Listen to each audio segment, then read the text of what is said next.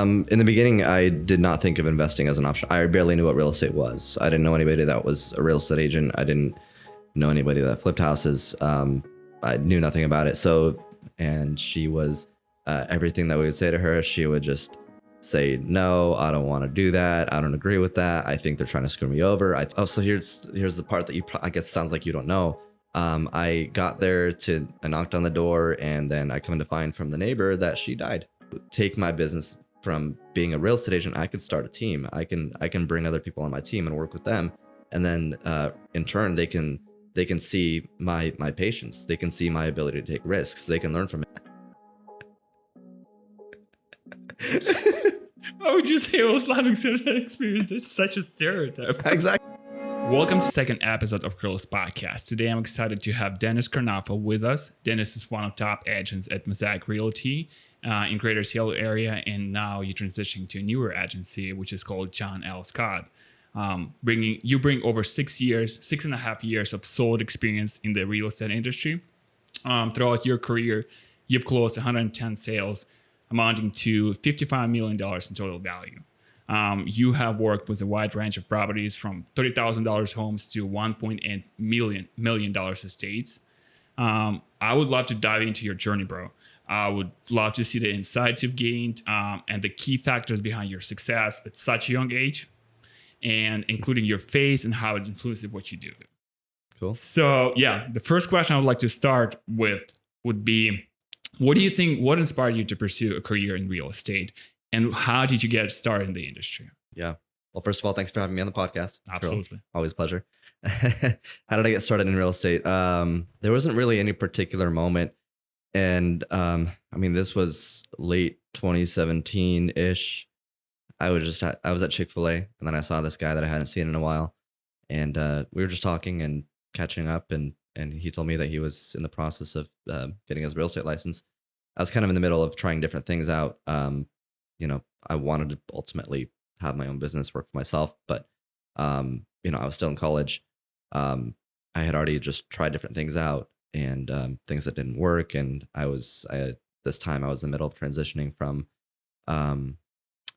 a accounting program to a marketing program at college for a bachelor's. And when I was talking with this guy, he told me that he was in the middle of getting his real estate license. And then I started thinking about it, since I was already kind of in the middle of trying different things out.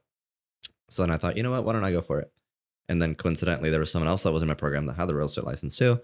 And I talked with him about it as well. And then I ended up getting my real estate license shortly after. And then I joined the brokerage that this other guy that I met was at.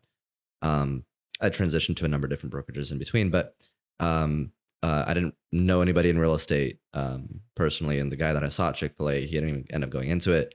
But it was just kind of one of those things where one of those things that I tried out, didn't know anybody in it, didn't know how it worked, didn't know anything, a single thing about it. Just kind of learned along the way. But that's really how I got into it. That's interesting. Yeah. So that guy who actually got you into it never himself got into that industry, No. right? Mm-mm. Yeah, that's interesting. Tell me about your first experience with selling a house. Like, what mistakes did you make, if any? Yeah. So it took me 10 months to sell my first house.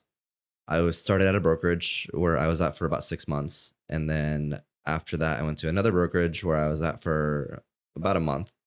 And then after that, I went to another brokerage where I ended up staying for over 4 years. And I was at my third brokerage by the time I actually got my first sale. Wow. What ended up happening was I was with the owners of the company in an office. They just started that brokerage. It was brand new. So I was one of the first agents to join them.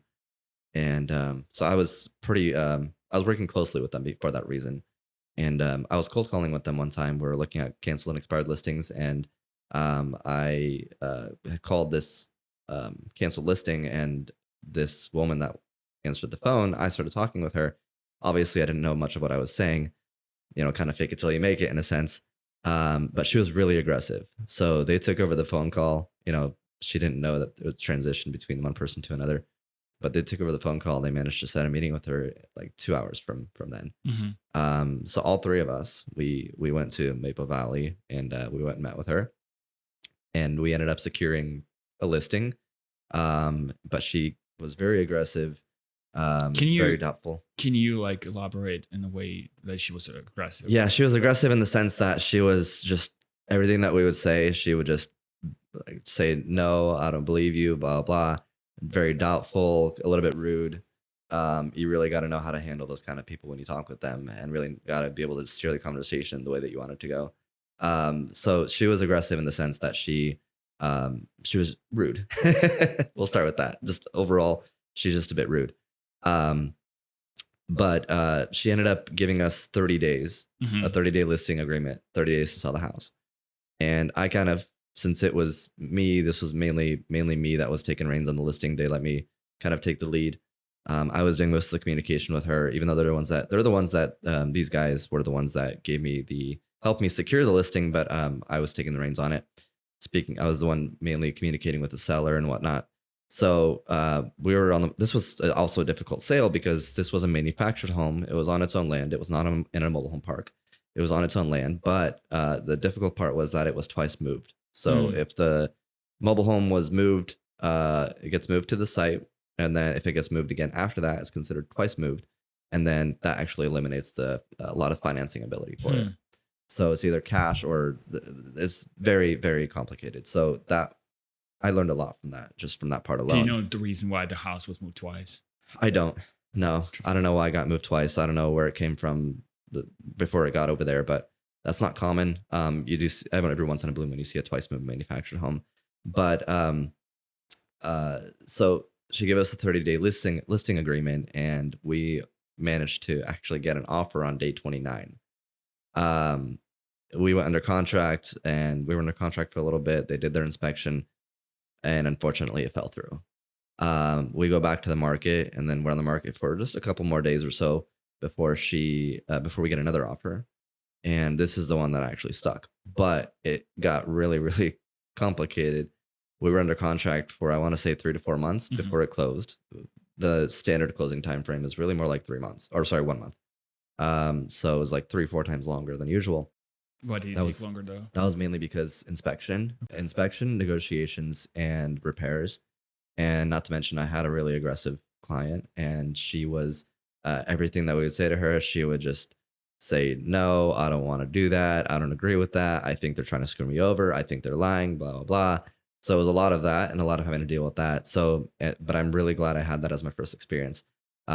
Working with a really, really difficult client. I think it taught me a lot for sure. Yeah. Do you think that? What do you think was like the hardest thing communicating with her? Was that she wasn't liking the offer price, or like she wanted, I don't know, different client, different price, higher price, or what was the like hardest thing to deal with? It wasn't even the price. It was really the worst part was when we were talking through these negotiations, through what they wanted in repairs, through what contractors said, things like that. Everything that we would say, she would just get mad about it. She would get angry about it. She doesn't believe that. She thinks that they're lying. She thinks that everyone's trying to go after her, that they're all out to get her, things like that. So that's more of what it was just she. It's like she hated her life.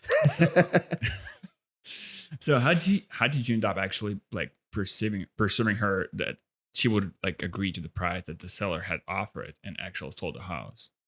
Well, price wise, I don't remember what we actually ended up getting as far as price goes compared to what we listed the property for, but I don't think we had much of an issue as far as price goes. From what I remember, Was it the only offer though? She got yeah, Okay. at the time. I Makes mean, we were sense. under contract once, fell through a couple days later, got another offer. But considering that the mobile home was twice moved, considering the repairs that it needed, it was just that's really what prolonged it for as many months as it did. It took about 4 months for it to close. So Have you had any complications after selling the house from her? thankfully not. No. No. I even have videos of myself on my phone of me just her going on a rant. I don't know why I don't know why I even had two phones. Why did I have two phones at the time? I don't know. We'll discuss it I'm later. I'm on the phone with her on speakerphone, and I'm just like, she's going on a rant. She's telling me this and this and this. She's going off at me. I'm recording myself on my phone, and I'm recording this conversation, and I still have those videos. But I'll never forget that. It was a learning experience, but thankfully, thank God, I never had to deal with her again after that. So you're like considering that experience to be actually good for you because you've learned a lot from that, right? Oh yeah, for sure. I mean, there's a lot of transactions that go smoothly, but those are not the ones that you learn from. Yeah. It's the really difficult ones, and for me being brand new to real estate, I think it was good to put myself in that kind of a position and really build up my what's the word? Well, I understand what you're trying to say, but like I would also think one would think that maybe that experience would even bring more fear into like actually going into Mhm. that direction and saying to the industry having this person as the first client. Mm. Didn't you think that you may like see more of that like up ahead and that you would have more clients like that? Didn't that stop you? Mm. I guess you could say mama didn't raise a little wuss.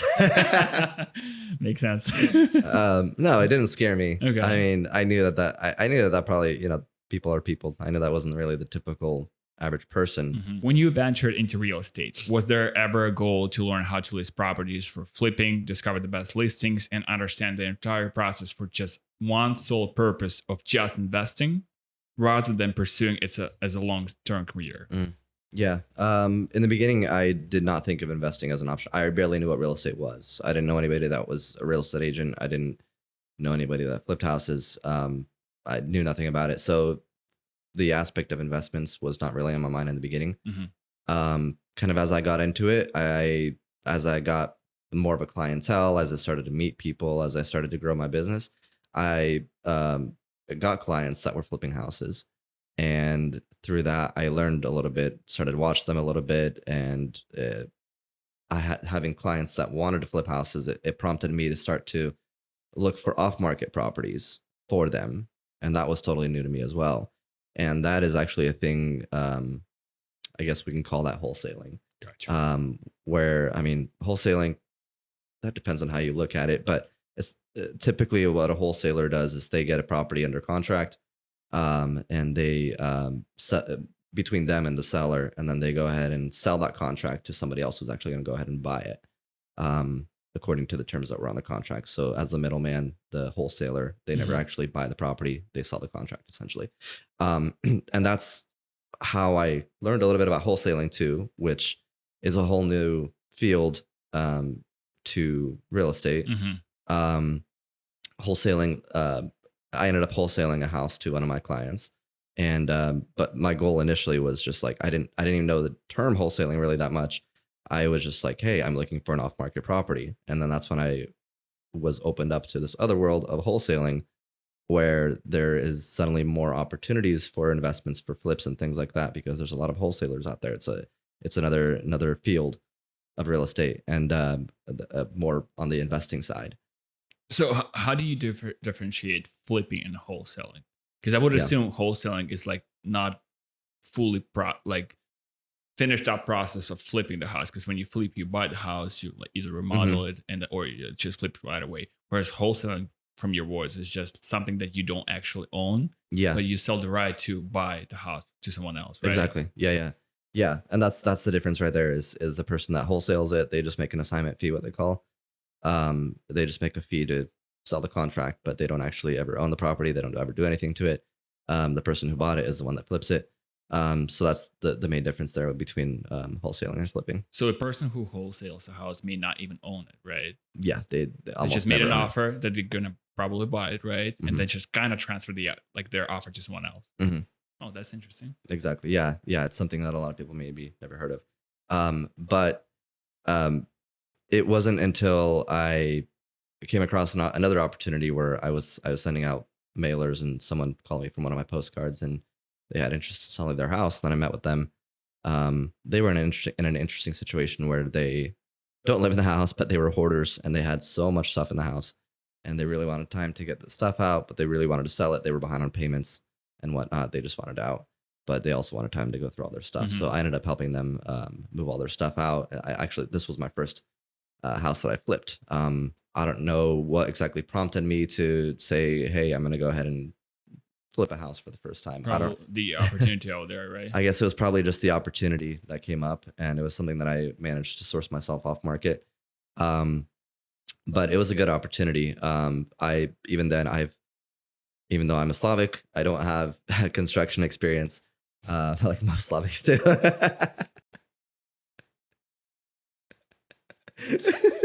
Why would you say I was having such an experience? It's such a stereotype. Exactly. What's the point? I'm gonna keep that. Whatever. Anywho, Yeah. I don't have much experience in construction, so I didn't really know what I was doing as far as the flipping aspect, the remodel, the cost. But the way that I looked at it was, hey, this is a risk, but I know my numbers. I don't know how much it's going to cost me exactly to remodel. I have a rough idea. But in my mind, the way I process these risks is I'm like, well, I know I'm not going to lose money. And that's still how I honestly do it to this day. Is sometimes if I know it's a bit risky of an investment, I just tell myself, well, here's my break even. Here's what I think the numbers are. And even though it's a little bit of a difficult investment, it's difficult to pinpoint the numbers. It's the way I look at it is, well, I'm not going to lose money, so I'll take the risk. Gotcha. Okay. So you once bought a property from a seller whose seller was a drug addicted ex-wife. And she was squatting in the house after you had already closed on it. Considering how housing laws in Washington state are so much in favor of squatters, how did you deal with that entire situation? That one was interesting, and I would say I got kind of lucky with it because I know that I would have formally had to go through an eviction, but my plan would have been actually just to try to block them out. But I essentially bought the house sight unseen, never walked into it, drove by it, never walked into it. And I was buying it under contract, took a couple weeks to close. The day before closing, I went to knock on the door because there's a thing called cash for keys, where if somebody has a squatter in the house, somebody that doesn't want to leave, prior tenant, somebody that stopped paying, they will offer them money to leave, cash for keys. And you were trying to do that? That's what I was trying to do. That's and why you haven't looked into the house before actually buying that? Yeah, well, this was the day before closing, the day before I was supposed to close on it officially. But did you see inside the house? No, at this point, I've never seen the inside of the house. Why did you decide to do that way? Not like thoroughly? Oh, because somebody was squatting in there. I couldn't go in there. Oh, you knew it before. Okay. Oh, yeah. I knew. Oh, I see. Yeah, so this was actually a ex-husband who was the sole owner of the house. The ex-wife who had no ownership in the house. She was the one that was squatting there. So I was buying it from the ex-husband who was the sole owner. Yeah, but the interesting part here, the twist, was that the day that I go there to try to offer cash for keys, and I was willing to pay $5,000-$10,000 to try to get them out, and that's because people do that because I mean, obviously I would start low. Can you write it up on your taxes? Yeah, I mean it's considered an expense. Okay, as part of the. It's a legal expense. That's part of the cash flip. For Yeah. keys? I mean, I don't have a receipt, but you know, let's hope the IRS isn't listening to this. Okay. Yeah, so I was gonna offer, obviously I would start a little bit low, but I was willing to pay a good sum to ask them to leave, and that's because if you have to go through an eviction, the process, the time, I'm on a hard money loan. It's not cheap. It's a 10 to 11% interest rate, and I'm on a short term loan. I would much rather pay somebody money to leave the house instead of spending my time and money on an attorney to evict them, because evictions here in Washington, especially in King County, Pierce County, they can take months. So that's why people do cash for keys. It's because it's just easier. And instead of spending that money on the attorney, you'd be spending that money on an attorney anyways. You might as well just give it to them and try to get them to leave immediately. So that's the process to that.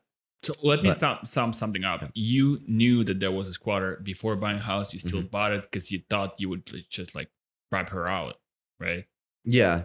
I mean, like I said, I knew it wouldn't lose money. Okay. And that's still worth it, right?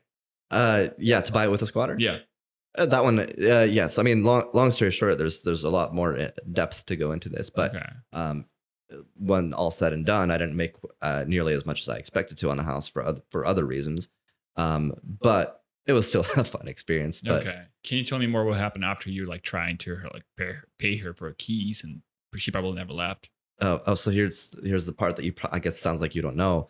I got there I knocked on the door, and then I come to find from the neighbor that she died. In the house. Was she in the house? She was not there at the time. Okay. She was already moved out of there. So that's good for me. Yourself. That was good for me. Okay. I talked to the direct neighbor next door, and then she told me like, oh yeah, she died like last week. I was like, oh, nice, like nice for me.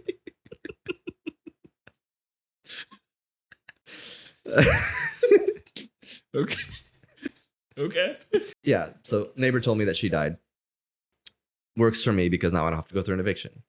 And then that was an opportunity for me to actually walk the house because the door was open in the backyard. So I walked through the house, and first door that I walk into was actually a bathroom, and man, it was bad. There's flies everywhere. There's stuff inside the tub. It's just a really Okay. messy house. Now the rest of the house, I guess, wasn't as bad as I quite expected it to be. It was very, very dirty, a lot of stuff in there, but nonetheless needed a remodel, of course.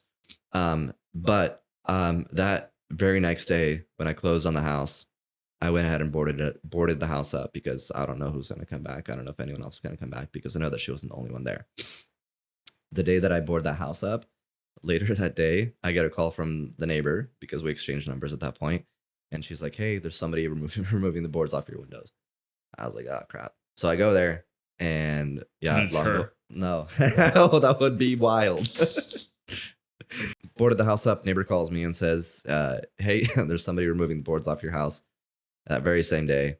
And so I rush on over there, and then I really more so just drive by because at this point in time, I was more cautious than I was later on in the process, and that's because I don't know who these people Mm-hmm. are. I don't know what they're capable of. I don't know how aggressive they are. So I was a lot more cautious, and what I did is I just drove by just to see who was there, if somebody's there. And yes, there was somebody there. So I just drove by. I called 911, and took them a solid hour and a half to show up. So Wow. I was just waiting down the road for them to show up because I didn't want to approach this person yet because I don't know who they are, how aggressive they are. But that guy was there for that whole time. And finally, the police show up. When I see them pull up to the house, I pull up to the house, and then I tell them, "Hey, I'm the owner, etc." They checked my paperwork and verified it. And then I said, "Hey, this guy's like, I just boarded up this house, and here he is trying to trespass." Mm-hmm. And he is going off on this rant and saying he does not legally own this house. I forgot that gal's name, but he was like, "Oh, she owns this house. She owned it. She didn't get the money from it, etc." Um, and he's just going off like I'm not the actual owner of the house. And the police ended up telling him to leave. He left. But throughout this whole process, I owned this house for like 4 or 5 months, and I put up cameras on day one as well, and I had 30 plus different instances of people just coming by. Wow. And I would, every time I see somebody on the camera, I live 10, 15 minutes away. I get in my car, I go straight there. And it's very often like midnight, 1 a.m., 2 a.m. And I wake up to the sound of the camera going off, and then I just rush over there. Usually by the time I get there, they're gone. What would they do in there? Like, did they like steal things from Mhm. the property or like stay for a night? No, no. I think it took some time for people to actually realize that the house was sold.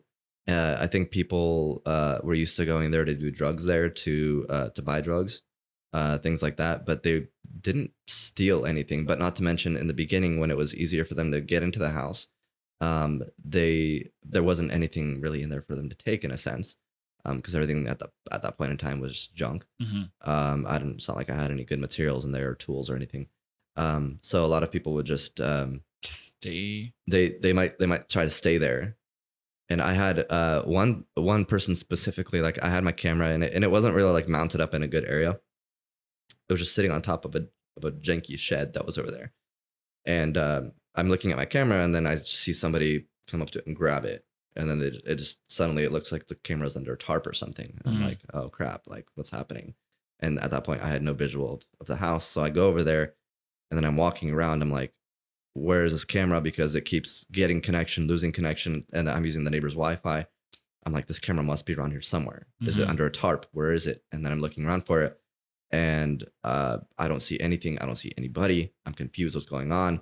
And then all of a sudden, I'm walking back into the backyard, probably 10 to 15 minutes after I got there, after a lot of walking around. There's two people that walk out of the back door. Wow. And then I'm like, hey, what are you guys doing here? And then they freak out. And then I was like, where's my camera? He's like, what are you talking about? I'm like, I know you took my camera. And then he's like, oh, here it is. And then he pulls it out of the bag. And he's like, I'm sorry. And then I took the camera back, of course. Then I was like, why are you guys here? And then he's like, giving me these excuses. And I'm like, you guys can't be here. You're trespassing. And then that's also kind of when I realized that these people are scared of me. Like they're like, yeah, it's kind of scary, not really knowing how aggressive these people are and stuff. But Mhm. I kind of learned that because I was super cautious the first time. I didn't know who these people were, what they're capable of. Yeah, makes sense. It took me a couple times of like actually going and approaching these people that I realized I think they're actually afraid of me. Like I think that the moment that I say something and I take control, they're afraid of me. Was it the same type of people for all of the 30 people that have visited the house? All Some of them, like, some of them might have been repeat, but there was actually a lot of different people gotcha. throughout the whole time. But I think everything was just the same through like kind of everybody. I was not afraid to approach these people, and that's what a lot of people still tell me to this day. Is they're like, I don't know how you don't have a gun. I don't have a gun yet. I don't have a gun. I don't have anything. And the fact that I'm approaching these people and sometimes approaching them really late at night, people are like, man, I don't know how you did That's that. brave. Yeah. I don't know. I just it didn't scare me. You really want to sell the house. You don't want to flip the house. At that point, yes. Okay. So how did it take you from actually buying the house, remodeling the house, and selling the house? How long did it take? Yeah. This one took a little bit longer. I mean, the remodel probably took, I want to say 2.5 months. Mm-hmm. And then this one actually sat on the market for a little bit. It took about a month to sell. And I was actually under contract one time. They did an inspection. They also did a sewer scope.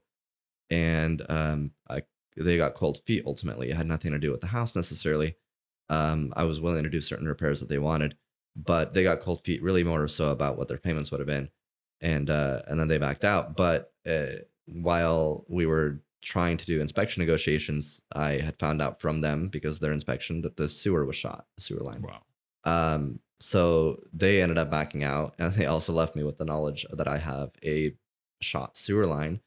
And because of that, I either disclose on the listing that I have a bad sewer line, which nobody's going to want to buy the house at that point, or I go ahead and fix it. So I was like, oh, well, screw you guys for, So you had to fix it. So I had to fix it. Like, screw you guys for backing out of the house and telling me that I have a bad sewer. Now I have to go and fix it. It was $13,000. Wow. So it was not cheap. So that's another thing where I say that I didn't make quite as much as I expected to. I already spent more on the remodel than I expected to. On top of that, the sewer line was shot. I had to do that. And then on top of that, I didn't quite sell it for as much as I expected to. But nonetheless, even though I didn't quite make what I would have expected to on it, and if I had known that I would have made how much I actually made on it in the beginning, I probably wouldn't have bought the house. But I still am glad that I bought it just because it was a fun experience. Yes, just for the experience. Yeah. But you were still able to make some. I still made money, of course. Yeah. You were not negative on that. No. And maybe if it was an easy house, I would have been okay with making that much. But this was the one where I had to fly there back and forth because of all these squatters and deal with all this headache. That's what made it a lot less enticing. But I still made money. Not what I would have ideally liked to make, but I still made my money. Yeah. Have you ever encountered squatters in any other houses you bought, purchased, or tried to sell? The only other one was actually my first flip. This house specifically was probably like my sixth, seventh. Okay. But my first one, it wasn't really squatters necessarily. I had a few break-ins. And it was funny because it was always the same door. And that poor door, like the moment I replaced it, it got broken. The moment I replaced the glass again, it got broken. And it was more so, I think the first time was really just some druggie that was running around the neighborhood, and he just threw a big brick at my door. But I don't think he went in the house at all. It's just he was running around the whole neighborhood, going into people's houses. And then another time was while I had it for sale, I had the key box that I had there.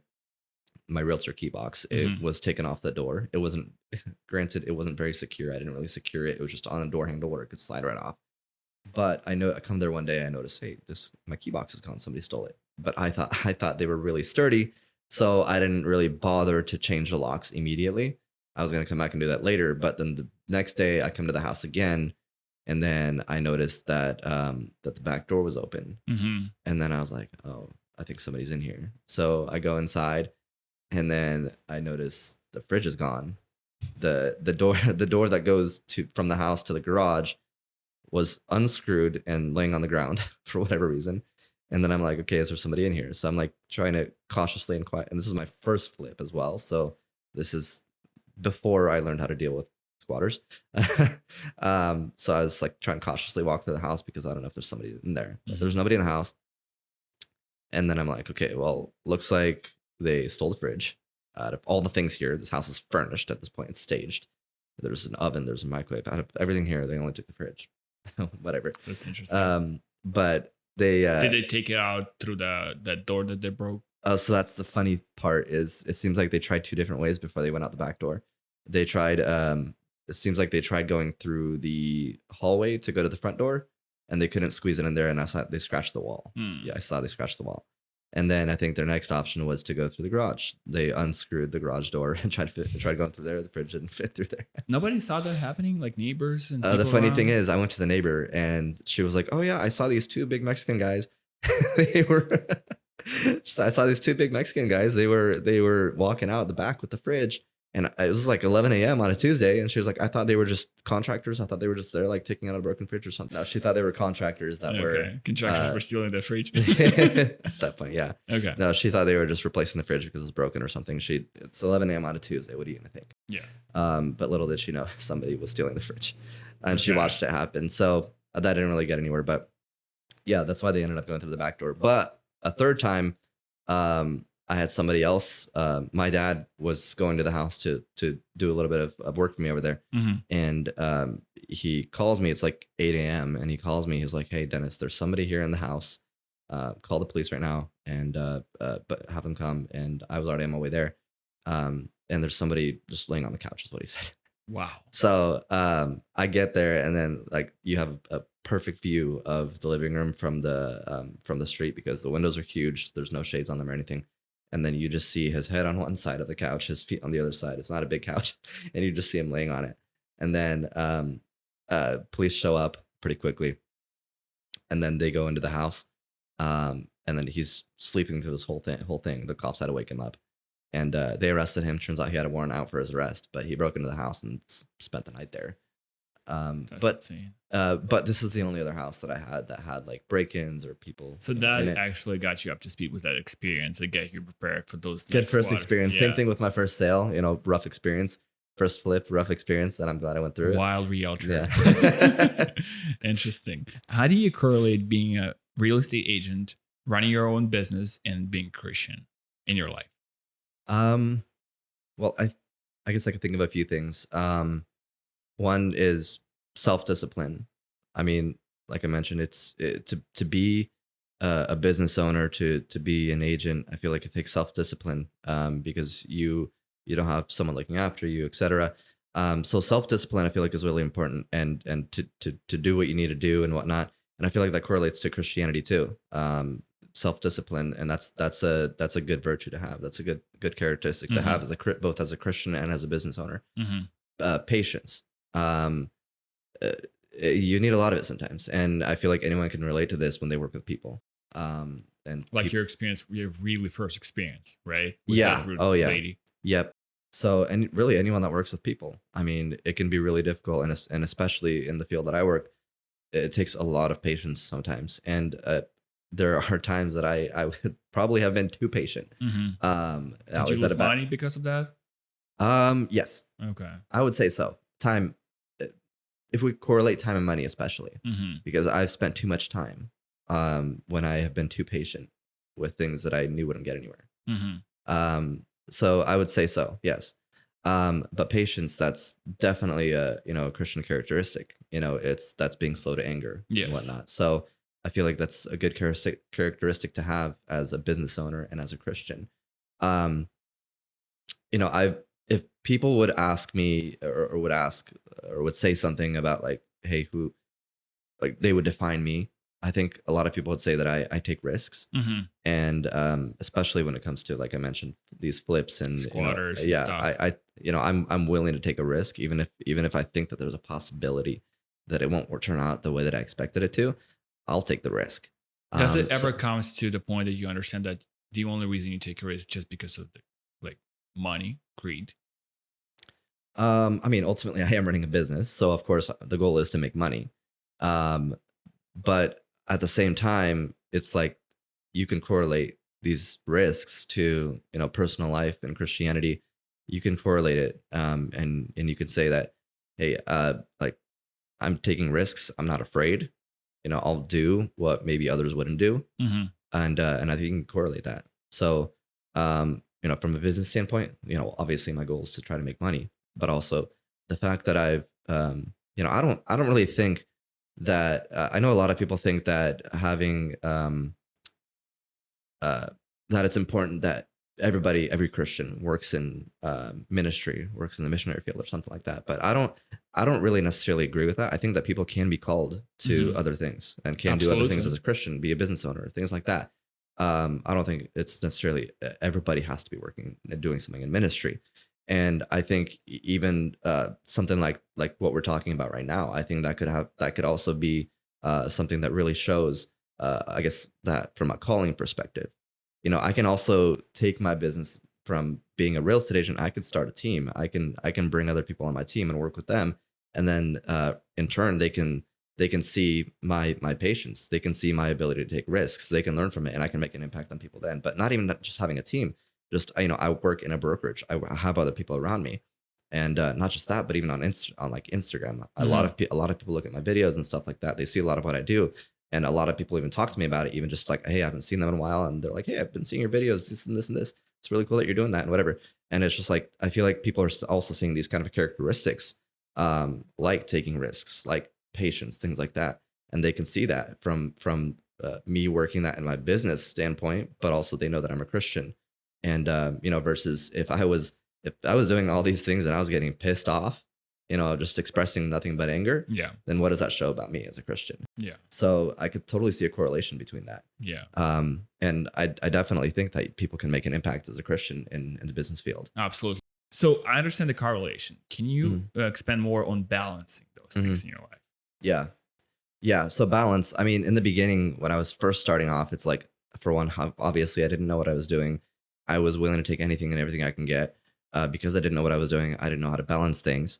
So because of that, I was working evenings, I was working Saturdays, Sundays, You would skip oftentimes. services and stuff. I would even skip a lot of church services because of that. But later on, as I started to learn my business, learn how to run it, to structure it, to balance it, when I became more confident in my business, that's when I actually started to work less on Sundays. I rarely work on Sundays now unless I really have to. So that's really the balance there. Is once I actually became um, started to run a more successful business, Hmm. I transitioned from this point where I was just like didn't know what I was doing, willing to sacrifice, my time with family and with church, um, to go work. But now instead, now that I've actually been able to manage to grow a successful business, now I can actually be able to balance it out a little bit better. Yeah. So now it's Um, in a more of like automated way that you have everything going on in your life. You now have time for mhm. to spend in church for God more. Yeah, and I know how to filter things out. I know actually what I'm doing, so I know how to properly go and get my business, and I know how to filter things out to where I know, okay, this is not worth my time or this Mhm. is worth my time. What are some common misconceptions about buying or selling a home that you've encountered in your work? Mm.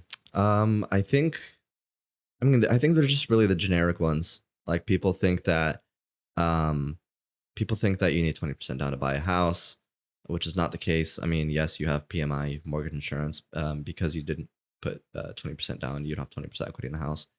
But a lot of people think that you need 20% down. Yeah, I mean, people are obviously very cautious about interest rates, especially when they're higher nowadays. But I mean, if someone qualifies, someone qualifies. But people in general, with rates being as high as they are, yeah, people look at the payments. Even if they can qualify, they're like, oh, I don't know if I want to make these payments, which is understandable. That's fair. So it comes down to, are you in a position where you feel comfortable with those payments? Are you put in a position that you want to buy houses at the right time for you? If it's the right time for you, if the payments are okay with you, you're comfortable with it, then that's ultimately what it comes down to. Um, but I know, especially if it's a first time home buyer, I know it can be a big step. Hmm. Because I bought a house myself, and and it was a completely different experience from me buying a flip or buying a rental or helping clients buy a house. It was a whole different experience when I was buying. So I get it from that perspective, because I was super nervous myself. I was like, man, at the time, this was the craziest time in the market when just everything was going way over list. And so I was just like, man, how much higher do I want to go? Like, wow, I'm increasing my payments by like this much. And like, even though the payments weren't crazy high, interest rates were a bit lower than they are now. Um, like I was still, I get it. It was nerve wracking, but once all said and done, I felt a lot more at peace about it. I Mhm. was like, okay, I'm actually really glad I went and bought my own house. And I was just really glad that I ultimately did that. Um, yeah, Do you still have the house? yeah, I still live in it right Do now. you rent it out? It will be a rental later on. Okay. Yeah. Okay. What are some of the most important factors that buyers and sellers should consider when choosing a real estate agent to work? Mm. Yeah, see that I feel like that's a really interesting question because a lot of people don't really take into consideration, I guess, some things where y- you're really not going to see certain things that actually matter because a lot of the things that matter are oftentimes the things that are more on the back end. Hmm. That is not really directly between me and my clients. It's more so between what I'm doing for them on the back end, what I'm how I'm negotiating on the back end, how I'm interacting with other agents on the back end. Because simple things like if you're working with a good agent can actually be the difference between you getting a house or not getting a house in a multiple offer situation. Because I've even had I just one of my most recent instances, a house in Bonnie Lake in Tahali was on the market, and my clients they looked at it, but they weren't very serious at the time, so I wasn't too confident in them making an offer actually. But I showed that house; they had some interest in it, but the listing agent, I talked with him. I had multiple conversations with him, and we had really good conversations. And he had somebody else that was interested in the house. They wanted to submit an offer, and actually they did submit an offer. And so he's calling me, "Hey Dennis, I have this other offer. Are your clients interested?" He's like, "Honest, I'm going to be real with you. I would much rather work with you than with these other people who submitted the offers. So let me know. I can give you guys a little bit more time, but I'll be real. I would rather work with you." Okay. So those kind of things on the back end can actually make a big difference because I even as a listing agent sometimes I work with and I get, let's say I get a few offers, then one thing that I do look at is who the agent is, because I've had conversations with like agents that I was like, man, you are a little incompetent, Hmm. or even just people that simply didn't call me and talk to me about the offer. They just went ahead and sent it, and I heard nothing from them. Wow. Besides, like, hey, they just sent it, or the offer is just not clean.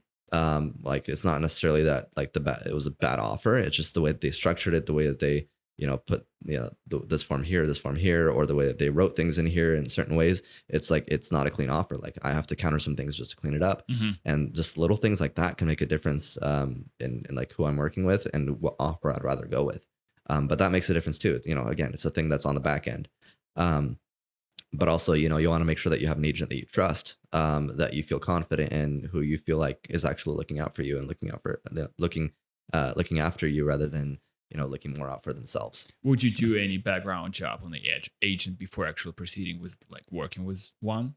Like, would you check how many houses they've sold, how many was their experiences, how many years they've spent in that industry? Would you do that kind of check? I Okay. definitely have. Okay. And that's another thing is make sure that the agent you're working with is experienced, because that's going to make a difference on the back end things too. Hmm. But I definitely have looked at that before. Yeah.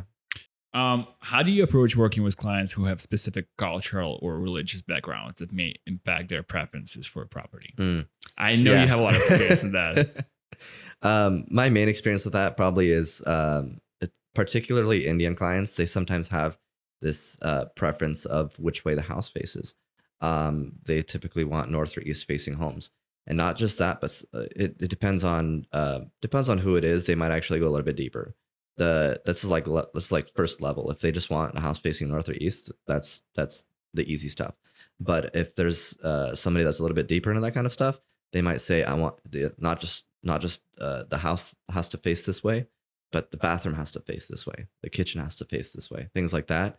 And those can actually be some of the most difficult clients, Hmm. not just because they of these requirements, but also because just specifically this culture, these kind of people, they can actually be the ones that are just like they don't really care. They don't actually care about you. They're just using you and like as an agent and things like Have you that. noticed that? Oh yeah, yeah, and a very specific instance that I just had, where I worked with them for way too long before like actually having a conversation with them about like, hey, I want you guys to go ahead and do this and this, like to show that you guys are actually serious and that you guys are actually going to make a step, like simply like just like getting a pre-approval. And I waited way too long to have that conversation with them, and I showed them a lot of homes, and then they just up, and they just went ahead and listed their house with another agent. And then a couple days after, she like, I saw it come on the market. It's not hard for me to see it. Mhm. And then she texted me 2 days later, and then she's like, "Can we see this house?" And I was like, "You're," I was like, "Hey, aren't you working with another agent?" Mhm. And then she was like, "No." And then 20 minutes, I didn't reply to her. Then 20 minutes later, she says, "Yes." I'm like, I'm so Did confused. you proceed working with her? Actually. I told her, I sent her a link to her listing, Uh-huh. and I said, "I'm referring to this. Are you working with this agent?" And then she was like, "Oh yeah, sorry about that. It was a mistake." I'm like, "No, you just wanted to use me to see this house." Have you experienced that a lot with That those can people? be pretty common. Not like crazy common, but yeah, I mean, definitely. So that's why it's also important to have conversations with my clients and stuff like that. Make sure that they're actually serious, and make sure that they're actually they can qualify things like that, because I don't want to waste my time. I don't want them to waste their time. That's why it's important for people to just get a pre-approval. Make sure that you're not looking at houses out of your price range, things like that. Any other experience with different with like other cultures? Because our state has like very diverse cultures here, very huge population of Slavic people. I'm sure you Mhm. work with those people Oh too. yeah. Anything specific that stands out? Um, Not really. Um, I wouldn't say anything out of the ordinary. Okay. I mean, Slavic people can be pretty easy to work with, but also they can be a little bit difficult to work with sometimes too. Depends on who it is, but I don't think that's necessarily a cultural thing. I think it's also more so just a people thing. I Gotcha. think people just in general, it's like a hit or miss, but depending on how easy or how difficult they are to work with. But I wouldn't say it was a cultural thing necessarily. No. I see. I see. All right. What advice would you give to someone who's just starting out in the real estate industry? Mm. See, it's really difficult for me to say, hey, like you're like these are the characteristics that you have, and I think that you're going to succeed because of that. That's a little bit difficult to like really pinpoint that, because the thing about a lot of people go into real estate thinking is they think that it's easy to get clients. They think that it's like a 9 to 5 job. Like they go into it with like a 9 to 5 mindset. But the reality is it's a business. And if you really actually want to succeed and scale in it, you have to run it as a business, and you have to be able to grow. There's more to it. There's self discipline, because nobody's on you. You work for yourself. Nobody's controlling your schedule. Nobody's looking over you. Nobody's giving you anything.